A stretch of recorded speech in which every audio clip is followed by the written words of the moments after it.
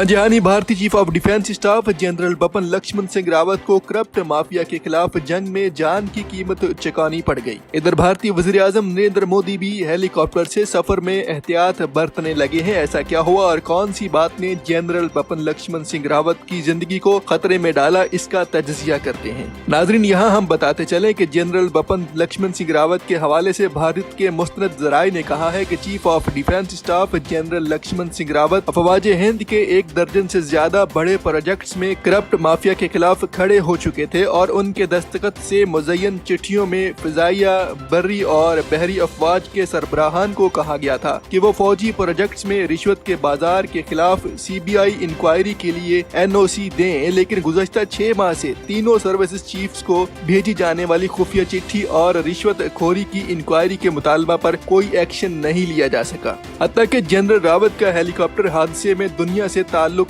खत्म करा दिया गया।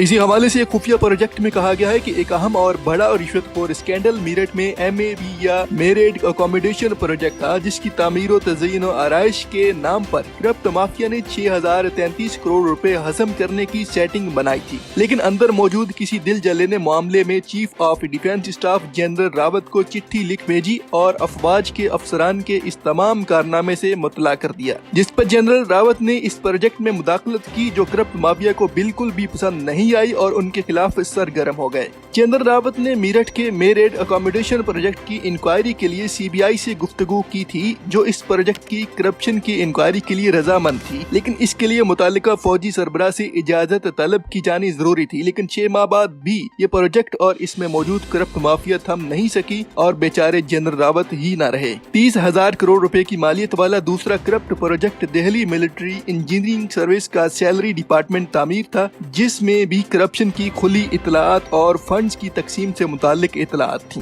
जिस पर हुकूमत हिंद ने 13,682 करोड़ की खतीर रकम फराहम की थी। इस प्रोजेक्ट में घटिया तामीराती मटेरियल इस्तेमाल करने पर जनरल रावत ने सख्त बरहमी का इजहार किया था और कहा था कि ये शाम नहीं हिंदुस्तान है। इंडियन आर्मी एस्टेब्लिशमेंट के तीसरे बड़े करप्शन प्रोजेक्ट में chief of defence general Rawat ने आला फौजी अफसरान की जानिब से कैंटीन खरीदारी प्रोजेक्ट में खोरदबद की मदद से अपने लिए 100 से ज्यादा लग्जरी मर्सिडीज कारों, SUVs और कीमती शराबों की खरीदारी को मुमकिन बनाया था, जिस पर भारतीय फौज के एक एहलकार ने तमाम चीजों की खरीदारी पर जनरल रावत को तहरीरी तौर पर मुतला आगाह किया था कि गरीब भारतीय सिपाहियों और बंदूकचियों के लिए कैंटीन में फल, ताज़ा सब्जियां भी मौजूद नहीं है और उनके ठंडे और गर्म दोनों मुहाजों पर पतली दाल और जली स्याह रोटियों समेत ठंडी चाय पर टरखा दिया जाता है। लेकिन आला अफसरान के लिए मेस और कैंटीन में मछली, दूध, अंडे, मुर्गियां, बकरे समेत अनवाओ अकसाम की खुराकें और महरबंद डब्बे मौजूद हैं। कैंटीन प्रोजेक्ट से अलग लेकिन करप्ट अफसरान अपने जाती इस्तेमाल के लिए मर्सिडीज, SUVs और दीगर पुरताइश गाड़ियां और शराबें खरीद कर मजे कर रहे हैं।